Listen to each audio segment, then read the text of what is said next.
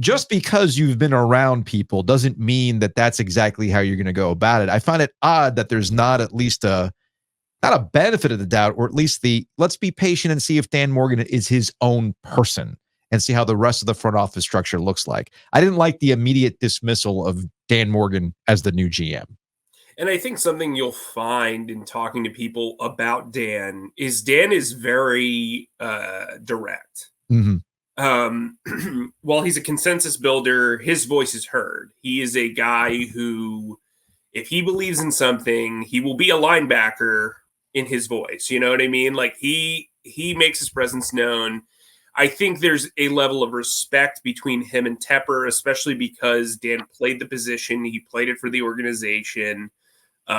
He was on the field. He's a Pro Bowler. Like his accolades on the field are pretty notable. And then when you go off the field, he's very well thought of in Buffalo. I've talked to a few different people who were in that front office, who were in that personnel department. They rave about him. Seattle, John Schneider has a reputation of being a very good consensus builder, which is something that you hear a lot about. You heard a lot about it with Fitterer. You will hear a lot about it with Dan. I think part of the issue that the previous regimes have had is it gets to the point where people are stepping outside of their jobs. Typically in a really good organization, both the GM and the head coach and the coaching staff in general and the personnel department, they're all in lockstep together. They know what works. They know what the coaches want out of their wide receivers, their cornerbacks, their defensive back. I mean, their entire operation. The personnel department then goes and scouts and tries to figure out, hey, this is who fits into this dynamic. This is who has the traits to do this. This is who has worked with this guy, so he probably understands the language. Stuff like that. What seemed to keep happening was coaches Matt Rule and Frank Reich would occasionally be like, yeah, I played against this guy, or I coached this guy. We should look into him. Yeah. And instead of just saying like, hey, let's trust the personnel department to do their job, here's my recommendation. And now that happens in every front office. Yeah. Whatever. Yeah. But it seemed to me like that was a lot of the demise for the Panthers over the last few years, is those coaching recommendations were not necessarily strong evaluations, right? So what you're getting at here, Mike, is there's a reason why there were Temple players on the Panthers when Matt Rule was coach. There's a reason why Miles Sanders got that contract. Correct. And so I think when you look at that, I think, Scott Fitterer is very well thought of in the league, very well liked. But sometimes I think like he could have put his foot down a little bit more just from the outside looking in. Dan Morgan's that guy. Yeah. Dan Morgan's an enforcer. Dan Morgan is a very, very imposing figure in a lot of ways.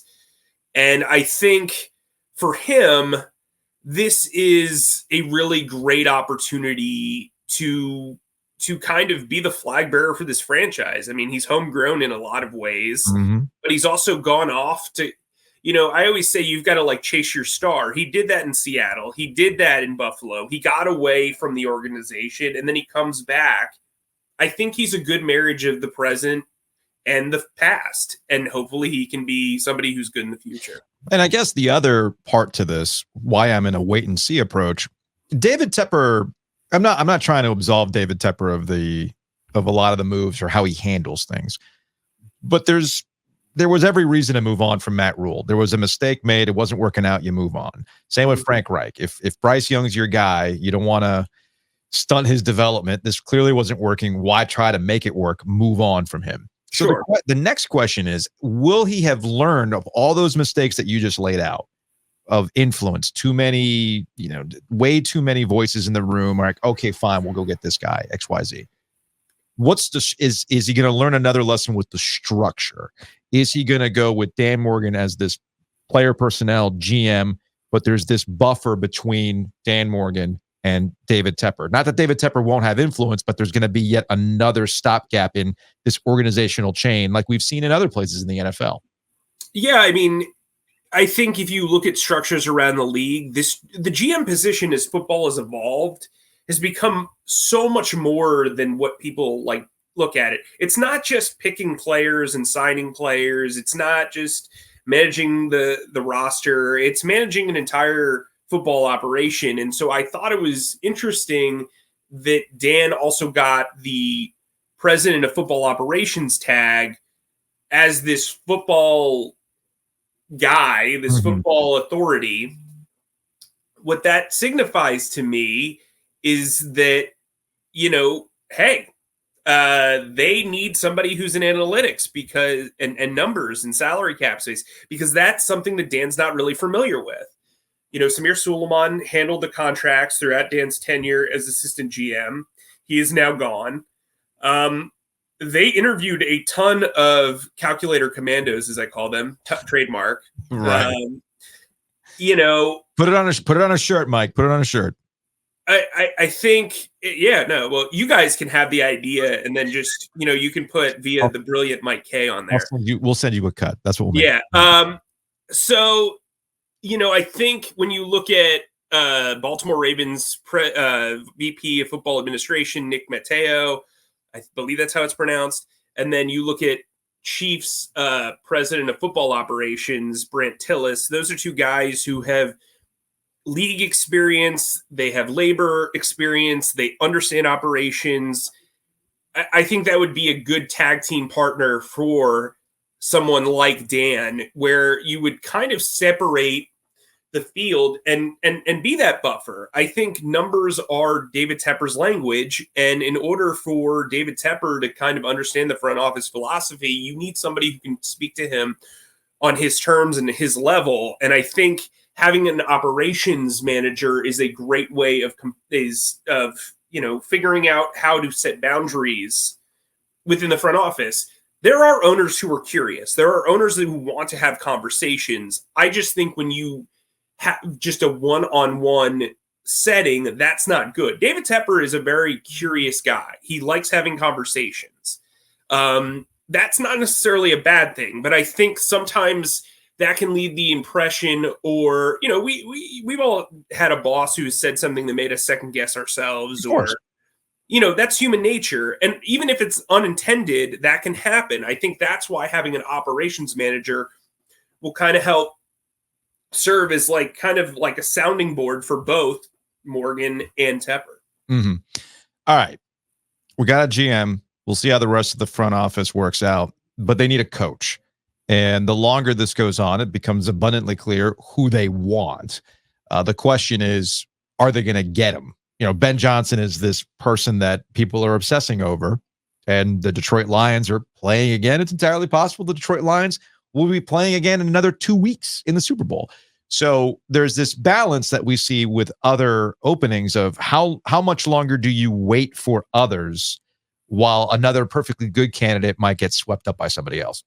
So the new bylaws or restrictions now kind of put teams looking for head coaches at a disadvantage, because the teams that don't have openings, we're seeing all these offensive coordinators get fired and jumbled, and that offensive line carousel could be dry by the time you hire somebody if they're working the Super Bowl, right? Mm-hmm. I mean, the guys who make sense for the Panthers who are still coaching right now, the Ravens have Mike McDonald, who is a sensation. Outside of Evero, I think he might be considered the most, prized defensive mind in football right now. Then you have Todd Monken, who to me should be considered a dark horse. I'm a big fan of the way he runs his offense. He obviously has head coaching experience from his time at Southern Miss.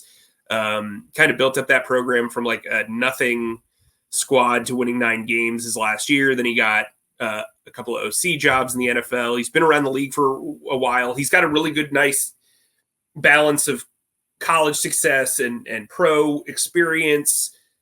The stuff he did at Georgia was tremendous. He's been able to work with every type of quarterback. I think that would help. He also knows how to speak to younger players, which I think would be good for Bryce Young, especially a quarterback. And then you look at Ben Johnson, who, by all accounts is still the hottest name out there. I think Washington is laying in wait. I think, that's a very appealing job under new ownership. Harris, from the Philly air, the Philly jersey, the Devils and the Sixers, he will put his money where his mouth is. He will be dynamic in how he builds stuff. Adam Peters was by and large considered the top executive candidate in this carousel as well. They're doing a lot of interesting stuff there. Also, that team doesn't have a large history of recent winning, and I think the expectations too would be kind of gradual. Plus, Jahan Dotson, Terry McLaurin, pretty decent offensive staff, pretty good defensive staff too of players as well. I think that's a really interesting thing. Now, that said, Carolina's got a lot of money. But what I would say is somebody who is very similarly aged to Ben Johnson and who loves what they're doing, if you fail at your first big bite at the apple at 36 or 38, let's say, in 3 years, you still have like another 25 to 30 years of this career left. Do you want to be a career OC, or do you want to go to somewhere where you feel like there's stability and you can coach for 10 years and then maybe you're a career head coach? To me, that would be something that I would seriously weigh. I think it's something that Bobby Slowick should weigh, who I've been extremely impressed by. I would also say, too, the success of McVay's really changed a lot of perceptions, but the success of guys who were 1 or 2 year play callers who then took on head coaching jobs, the success rate isn't terrific because you're giving them like 75% more responsibility. I also think you should try to hire the coach and not like the box that he fits into. He doesn't necessarily need to be a play caller. I know that that's like all in vogue right now. Oh yeah, that's all anybody wants. Yeah, that's all anybody wants. Although there are people who want Jim Harbaugh. There are people who want Mike Vrabel. And there's a Bill Belichick conversation to be had. So we'll close on this. Why hasn't there been a pursuit of Jim Harbaugh? Why has there not been a pursuit of Mike Vrabel? These were hot names there for a bit. Is it because these guys don't have interest in the Carolina Panthers, or the Carolina Panthers want to go about it a different way? There's a sense with Harbaugh always that there's like not an ulterior motive, but there's a sense like, is he just trying to get a better deal at Michigan? That's kind of been the thing the last few years. Now, that's not to say that it's true. It's just something that people are very weary of. I think with Vrabel, I think that Reich kind of showed you that when a guy gets fired, maybe he should take a year off the way Doug Peterson did. Because this is exhausting, man, emotionally and just in general. I also think that Vrabel, if he wants a job, he needs to pick the right place for him. I think when you look at what happened in Tennessee, he had 2 reported power struggles. One won, didn't win the other. If you're Tepper, do you say, hey, like, I already have my linebacker in charge. I don't necessarily need to add to that. I mean, I think butting heads would be a problem because of how strong personality Dan and Mike are. But I do think the fan base from the outside looking in is not wrong to want either one of those guys. I mean, Harbaugh wins pretty much everywhere he goes. He's a dynamic personality. I think that Harbaugh wouldn't have the control he would have had in other spots. I mean, I'm pretty sure he would have want his own GM. Yeah. Like a handpicked GM, and that just wasn't going to jibe with what Morgan brings. What I will say is the Panthers have apparently been open to a defensive head coach. Raheem Morris obviously has experience on both sides of the ball. He's reportedly interviewing today. Dave Canales is a guy who was one of those one-year coordinators, but worked with Morgan in Seattle. He's got kind of Nick Sirianni vibes, which is fine. I mean, is it though? I mean, heck, I'm surprised Sirianni still has a job. Yeah, I mean, look, I covered him his first year and a half there, and I think he is a good despite the way it's looked, I think he's a good program builder. I don't know if it goes beyond that. And so that's you got to get the coordinators right if that's what you're going to do. And we saw it play out in Philly and why he's why that season fell apart the way that they did. I mean, when you got to elevate Matt Patricia, I mean, that's just, I'm sorry, but at that point, the white flag has gone up. Well, people give pushback to the Panthers not showing interest in Bill Belichick. Well, guess what? Well, guess what, pals? It's interesting you bring that up. It's interesting you bring that up because I've never the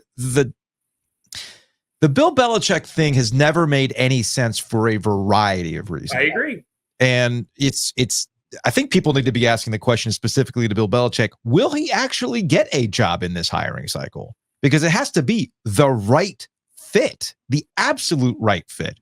Maybe that right fit is Buffalo. Maybe that right fit could be Philadelphia.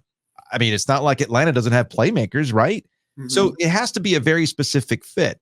The Panthers never made any sense for what Bill Belichick is trying to accomplish in the latter half of his career. Well, Belichick's older than Tepper, and Tepper says that he wants somebody to speak at his funeral. So I don't think that would be, for one, that doesn't check that. Yeah, there's that, and then there's just the roster construction. Like, there's a lot, as you like to point out, the Panthers are dealing with compounded mistakes. Mm-hmm.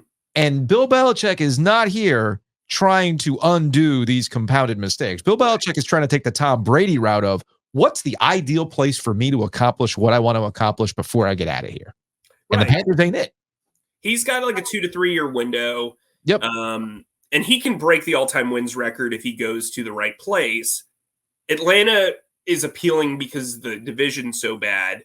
To me, if I were him, I'd want to go to, if I was only concerned about the wins thing, I'd want to go to the Chargers. Mm-hmm. But,